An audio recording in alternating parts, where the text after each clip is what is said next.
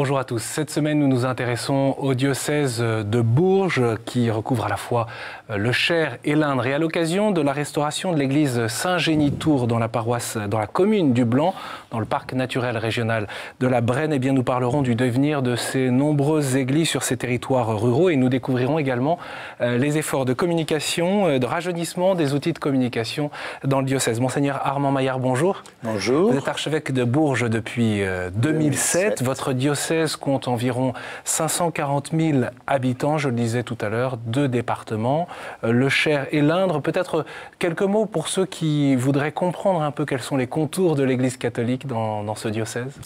Bien, je crois que c'est donc une Église qui essaie d'être présente dans ces 2 départements, avec cette réalité d'une population avec les centres, mais aussi une population qui est quand même très dispersée. Un très vaste territoire. Voilà. Rural. Alors notre objectif premier, c'est de permettre aux chrétiens d'abord de se rassembler, de ne pas être trop isolés dans ce vaste territoire. Le Vendredi Saint, Monseigneur, c'est une bonne occasion pour prier le chemin de croix et on espère que nombre de téléspectateurs ont pu se rendre dans ces églises pour prier avec ces chemins de croix qui sont sur les murs. Et bien dans la commune du Blanc, je le disais à l'instant, dans l'Indre, ce fut le cas cette année avec une ferveur particulière. Il faut dire que pour contempler la passion et prier la passion du Christ, un nouveau chemin de croix a été réalisé par un artiste à la demande de la paroisse. Le curé et la communauté chrétienne manifestent ainsi la vitalité et la volonté de faire vivre leur Église pour accueillir et porter la prière. Notre journaliste François-Xavier Mathieu est allé à leur rencontre, donc dans cette paroisse du Blanc.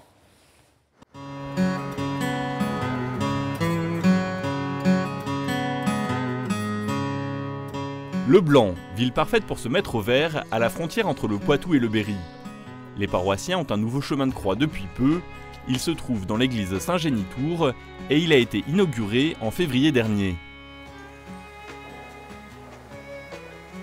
La créatrice de ce nouveau chemin de croix, c'est elle. Guillemette Douin s'estime que l'église avait mangé son pain noir avec les anciennes planches de contreplaqué. Le curé a commandé une œuvre très particulière à sa paroissienne. Cette station fait partie des 8 qui ont été demandées par Jean-Paul II. Les grands prêtres essaient de trouver des bonnes raisons d'accuser Jésus.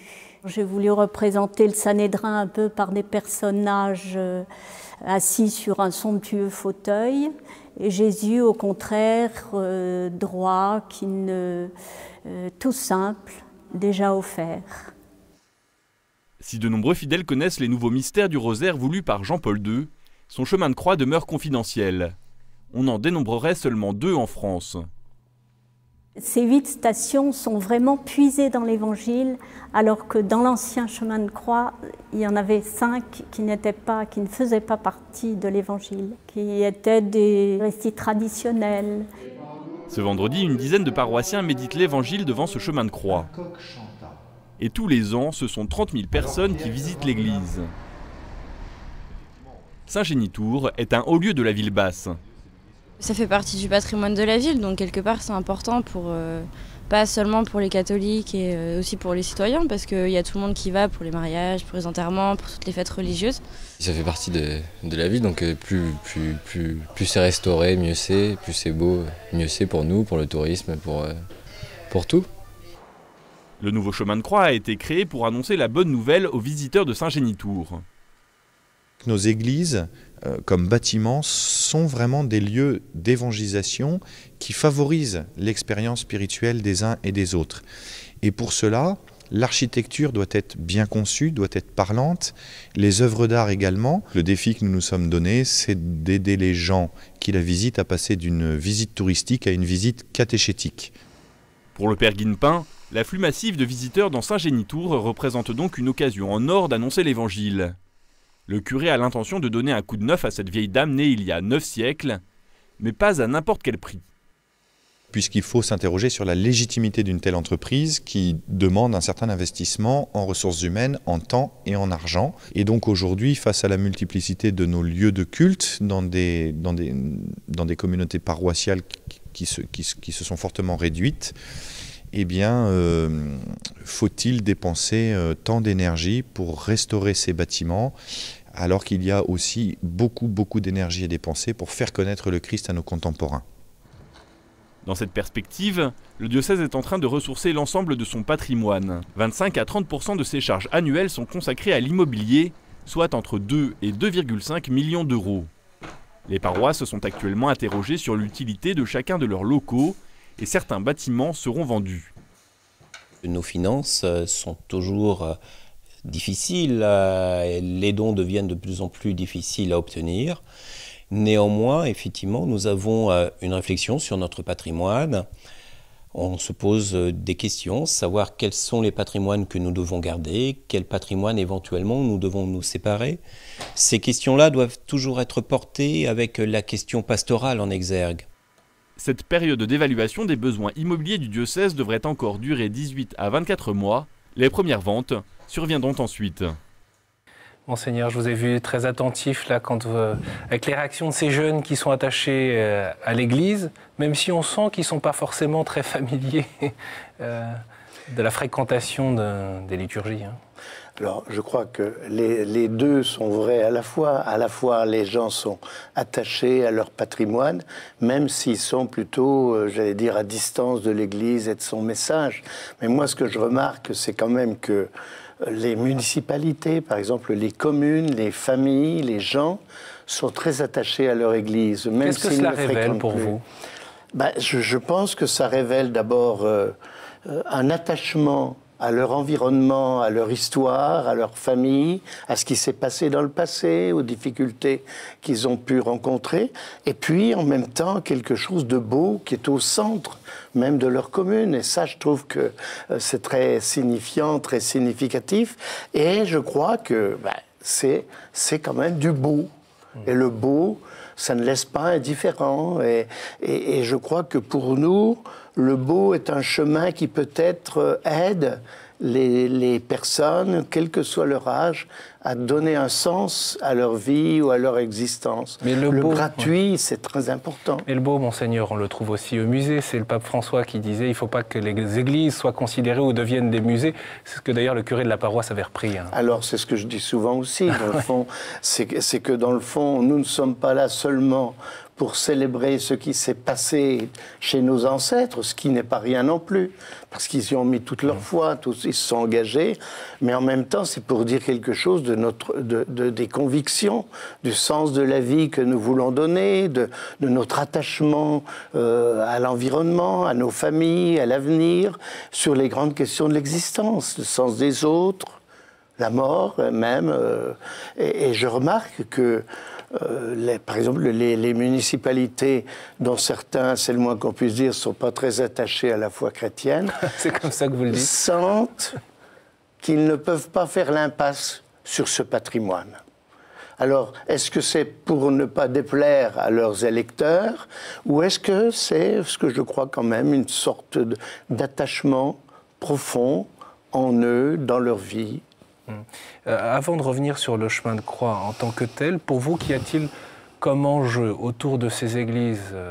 Alors, à Aublanc, il y a 7000 habitants, mais il y a bien sûr des communes où il y a moins d'habitants, des petits villages. Il y a une vraie question quand même qui se pose sur l'avenir de ces églises rurales. Comment vous le percevez, vous ?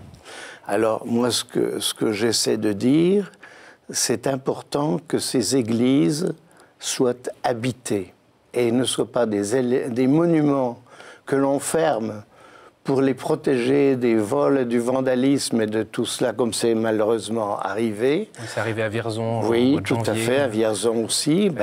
Mais en même temps... Fracture du tabernacle. Oui, tout à fait.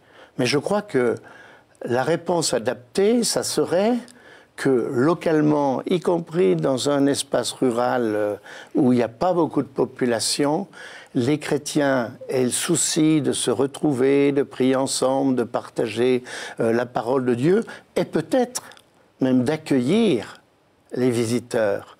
Parce que je crois que quelqu'un qui veut visiter une église, même si ce n'est pas un chrétien fervent, il y a peut-être quand même quelque chose en lui, il y a une soif, il y a une demande, et peut-être de dialogue. Un moyen d'évangéliser. Voilà. Et c'est une invitation pour que les chrétiens ne craignent pas de s'exprimer sur leur foi, sur à quoi ils croient, sur ce qu'ils portent en eux.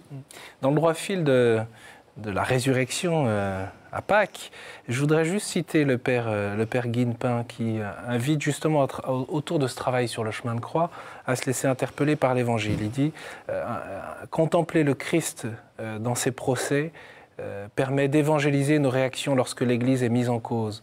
Contempler le Christ dans ses derniers instants permet peut-être de soutenir l'Église lorsqu'elle s'interroge sur la fin de vie des grands malades et des personnes âgées.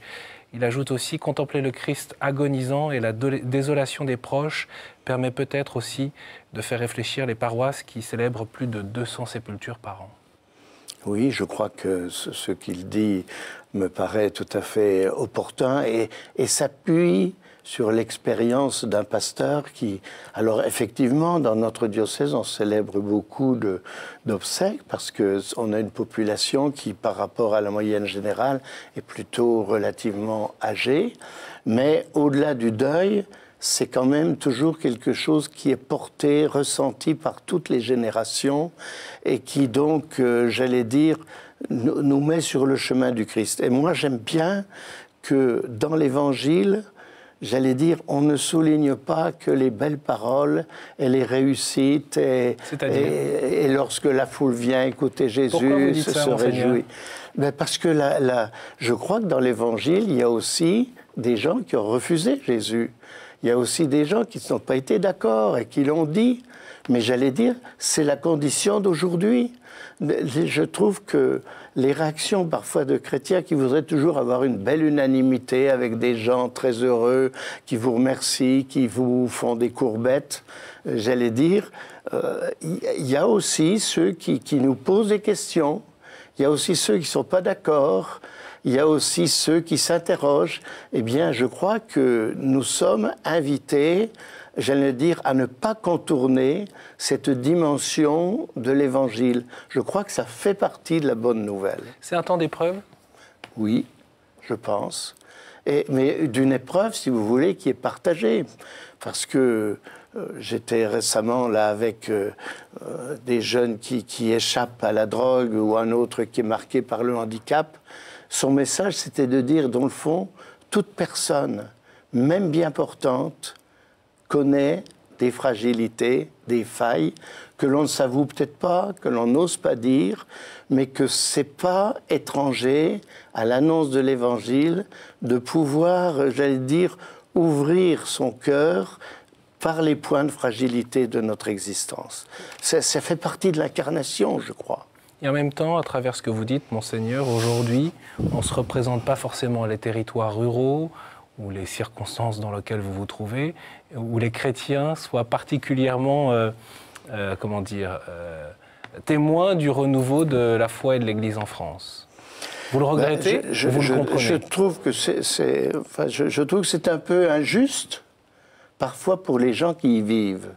Parce que je me rends compte que quand on est obligé de prendre des décisions en ville, les gens urbains sont toujours en train de dire « oui, mais nous, il faut pas nous changer, il faut pas... » Mais je leur dis toujours, allez dans le rural. Vous verrez que les gens, ils se déplacent, ils se rassemblent, ils se mobilisent, et ils savent que s'ils ne se mobilisent pas, eh bien, il ne se passera rien.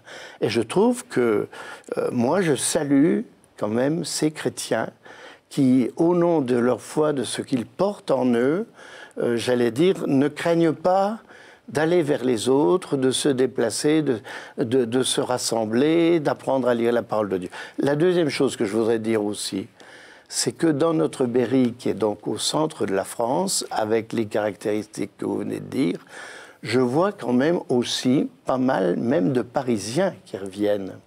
Parce que souvent, ils sont nés en Berry, ils ont été faire leur carrière à Paris ou dans l'environnement, mais ils ont gardé une maison de famille où ils reçoivent les petits-enfants pour les vacances et où ils sont quand même parfois présents et très actifs dans nos communautés, enfin ce que je souhaite. Mais en même temps, j'allais dire, il ne faut pas qu'ils veuillent faire de nos berrichons des Parisiens. Non, c'est pas le même caractère, c'est pas les mêmes Mais je veux dire caractéristiques.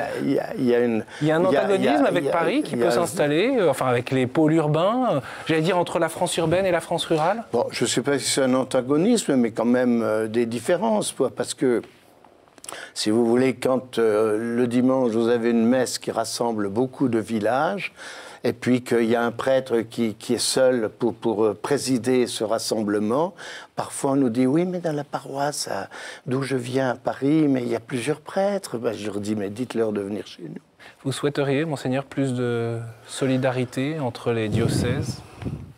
Je trouve que c'est quand même un peu une question qui est d'actualité pour beaucoup de nos diocèses, c'est de se dire, nous n'avons pas forcément, à nous tout seuls, les moyens de faire face à tous nos besoins dans l'animation, dans la formation, dans l'accompagnement, dans l'école, auprès des jeunes.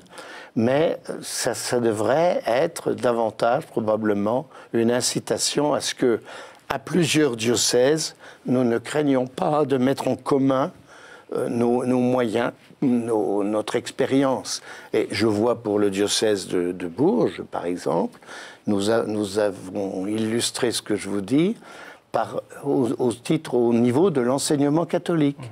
Nous avons une seule direction interdiocésaine de l'enseignement catholique pour Orléans et Bourges, c'est-à-dire 3 départements. Et pourquoi cela ne se fait pas davantage, d'après vous ? Si vous voulez, je sais pas, l'explication, c'est peut-être qu'on est attaché, on est un peu attaché peut-être au particularisme, on veut, mais il y a un moment où c'est une question de vie ou de mort, j'allais dire, pour nos communautés, je crois. Vie ou mort, aujourd'hui, en ce moment ? Peut-être, pas forcément, on peut toujours, j'allais dire... prolonger les événements, les choses, mais je crois qu'on va quand même vers des échéances qui vont nous obliger à partager nos initiatives et notre personnel. Alors, ce qui n'empêche pas... Alors, on a aussi des prêtres qui viennent d'Afrique et tout ça, mais ça ne résout pas complètement le problème. Monseigneur, vous qui connaissez bien le monde rural, peut-être pour avancer sur le sujet, quel est l'enjeu aujourd'hui de l'évangélisation de ces territoires ruraux qui peuvent être très vastes en France, même si la démographie n'est pas très importante, la densité de population n'est pas très importante ? Je crois que l'enjeu, il est un petit peu à plusieurs niveaux par les instances de l'Église. C'est de permettre, aux personnes de se retrouver, de ne pas être isolées, et puis 2, d'avoir le souci d'être chrétien dans cet espace rural, dans l'exercice de sa profession, dans toutes les questions d'écologie, je trouve que nous rejoignent, et je sens bien que l'espace rural et agricole en particulier est traversé parfois par des positions contradictoire. Mais il me semble que l'Église est un lieu qui doit permettre à des gens qui ont des visions différentes quand même de se rassembler, de se parler, de partager un peu leurs options et au nom du même Jésus-Christ. Justement, alors Monseigneur, je voudrais que vous nous disiez un mot de communication sur la presse catholique qui a fait son apparition dans le Berry il y a 150 ans. Ce qu'on appelle la presse catholique, ce sont ces fameux journaux paroissiaux, diocésains. Plusieurs diocèses à cette époque sont encouragés par le pape Pie IX et publiaient déjà un journal ou ce qu'on appelait les semaines religieuses. Le lancement dans le Berry a donc eu lieu le 1er mars 1865. D'hier à aujourd'hui, voici les défis de la communication dans le diocèse. C'est sous le pontificat de Pie IX que s'est instaurée cette publication au niveau de tous les diocèses. Et sous son impulsion, il a demandé aux évêques de faire cette évangélisation, d'apporter des lectures dans toutes les paroisses. Le diocèse de Bourges a été dans les premiers à faire cette publication. La première publication montre en première page de couverture non pas un article religieux, mais l'horaire des trains entre Bourges et Paris, parce que c'était récent. Et en quatrième de couverture, autre C'était, autre surprise, c'était le cours de la bourse, le prix du grain et le jour de foire dans nos campagnes. La publication, c'était pour tous les paroissiens ruraux, faisait connaître ce qui apparaissait un peu dans le modernisme sans doute, et ce qui servait aux gens de la campagne. Sur le plan spirituel, il y avait des articles sur la géographie, la vie des saints locaux, comme Sainte-Solange dans le Berry, Saint-Ursin, la vie de saints hors diocèse aussi, ou qui ont marqué leur temps sur la France ou dans les pays même étrangers, les missionnaires, puisqu'on a les missionnaires du Sacré-Cœur à Issoudun, et beaucoup sont partis évangéliser à droite et à gauche. Cette revue est maintenant dématérialisée. Elle est distribuée directement aux paroissiens dans leur boîte mail. Le diocèse de Bourges est un diocèse qui est rural, et les gens sont dispersés dans tout le diocèse, dans tout le Berry, et donc, il est donc nécessaire de garder un lien. L'officiel permet de garder un contact entre le diocèse et les paroissiens. Ainsi, ils peuvent voir toutes les nouveautés du diocèse, toute l'actualité, les nouvelles vidéos, l'actualité éventuellement sur les réseaux sociaux. Voilà, ça permet de garder le lien de la communauté diocésaine entre le diocèse et les paroisses. Il faut savoir que l'officiel s'inscrit dans une suite en fait, de moyens de communication, c'est-à-dire qu'il y a le site internet, il y a l'officiel, il va y avoir la newsletter qui va bientôt arriver, et il va aussi y avoir, je l'espère, début 2016, une nouvelle publication qui fera office de journal diocésain. Voilà, donc on a fait un saut 250 ans entre la création de cette semaine religieuse et aujourd'hui par le biais d'Internet. Monseigneur, juste, j'ai retrouvé là sur le prospectus annonçant la semaine religieuse du Berry en 1865, oui, la semaine religieuse sera avant tout catholique, française et berrichonne. Alors ça peut surprendre, et c'est expliqué: catholique car dévouée à l'Église, française car elle croit que la France ne laissera jamais passer sur une autre tête son auréole de fille aînée de l'Église, berrichonne car elle s'honore d'appartenir à la patrie de grands saints, de vénérables prêtres et confesseurs de la foi pendant la Révolution, et elle aime, malgré les défauts de leur qualité, cette population du Berry. C'est un ton qu'on ne retrouve pas forcément aujourd'hui dans le politiquement correct. Hein. Oui, moi j'enlèverais bien le deuxième adjectif française. J'aimerais mieux mettre européen ou même universel. D'une certaine manière, je crois que nous appartenons quand même à une église que l'on dit catholique, et catholique, ça veut dire justement ouverte au-delà des frontières, à toutes les cultures. Enfin, je crois que c'est le sens même de notre appartenance à l'église. J'ai rien contre les Français, mais on va pas lancer le débat sur l'identité maintenant. Voilà, je crois que... Voilà. Néanmoins, on peut prier pour la France. Mais ça n'empêche pas, puis c'est là que nous y vivons, et c'est là que nous avons exercé une certaine mission. En tout cas, je retiens ce franc-parler. Aujourd'hui, on manquerait de liberté. Je ne sais pas si on manquerait de liberté, mais disons qu'il y a quand même une pression de l'opinion publique. Il y a des choses, on l'a bien vu dans les événements qui se sont passés il n'y a pas longtemps. Il y a des mots qui font bondir, il y a des choses qu'on n'ose plus dire. Et dans la relation même entre les religions, il faut bien reconnaître que ce n'est pas évident pour tout le monde, chez nos contemporains. Mais je crois que, de ce point de vue-là, l'Église, au dernier concile, a quand même pris position du côté de l'écuménisme, du dialogue interreligieux. Ce n'est pas une question facultative. Et moi, ça me fait quand même un peu souffrir, parfois, de voir des chrétiens que je vois même à l'Église qui en prennent et qui en laissent avec cet enseignement qui n'est pas facultatif. Parce que je crois que c'est une expression du cœur même de l'Évangile. L'engagement pour la paix et le respect de toute personne. Voilà, et des religions et tout cela. Monseigneur, un dernier mot, puisque la communication, ça fait toucher à l'évangélisation, à la transmission du message qui est l'annonce de l'Évangile. Quelles sont vos espérances, vous qui êtes là dans le Berry depuis 2007 ? Au niveau de la communication ? Non, au niveau de la transmission du message. Je crois que, d'une certaine manière, il n'y a pas une réponse unique, si vous voulez. Il y a une présence, j'allais dire, d'une Église qui, à la suite de ce que nous dit le pape François, n'essaie pas de s'organiser pour que les chrétiens soient bien entre eux. Mais, j'allais dire, vivent leur vie d'homme et de femme là où ils sont, dans le travail, dans les associations, à l'école, dans la société. Et puis que j'allais dire, à partir de ce qu'ils sont, et pas forcément d'ailleurs à partir des grands discours, mais à partir de ce qu'ils sont capables de témoigner qu'ils ont trouvé un chemin de bonheur qui est à la portée de tous nos contemporains et qu'ils soient prêts à en rendre compte, à en parler, etc. Donc moi j'y crois, si vous voulez. Je pense que y a des gens dans mon diocèse qui ne font pas de bruit, mais que j'admire par leur modestie et puis la vérité de leur témoignage. Alors, ils ne vont pas envoyer des mails à tout le monde, ils ne vont pas faire de manifs, tout ça, mais ils sont fidèles. Et ça, c'est très important. La France rurale et missionnaire.